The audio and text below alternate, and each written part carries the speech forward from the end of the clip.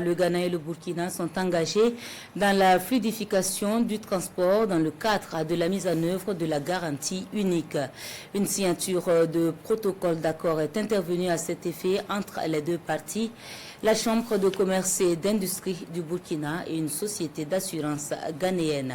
Le commentaire de Sayouba Souré.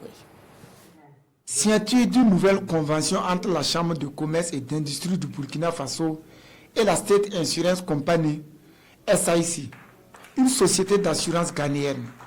Ce nouveau protocole d'accord, acté entre les deux directeurs généraux de ces deux institutions, vise la facilitation du commerce transfrontalier à travers la mise en œuvre de la garantie unique sur le corridor stratégique reliant Ouaga et Accra. Il faut comprendre par garantie unique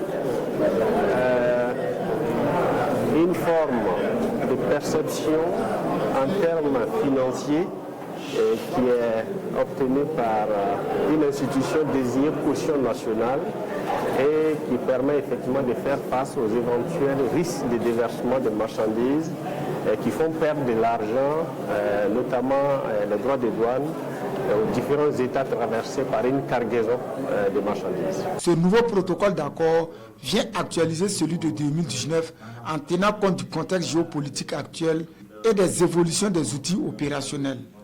Un mécanisme de garantie qui va permettre de mieux gérer la collecte des taxes douanières sur l'axe Burkina-Ghana à travers l'intervention de la State Insurance Company désignée comme caution nationale. La Chambre de commerce qui a droit à une partie vraiment de cette caution, de cette garantie-là, signe une convention avec SIC pour lui dire qu'elle l'autorise à pouvoir percevoir à son nom et quitte à ce qu'elles établissent en fait une clé de répartition entre les deux qui permet à chacun, en cas de problème, de faire face en fait, à ses obligations.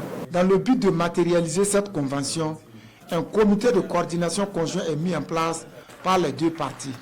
Un acte qui nécessite également l'élaboration d'un manuel de procédure afin d'encadrer les opérations de transit et d'identifier les responsabilités en cas d'incident.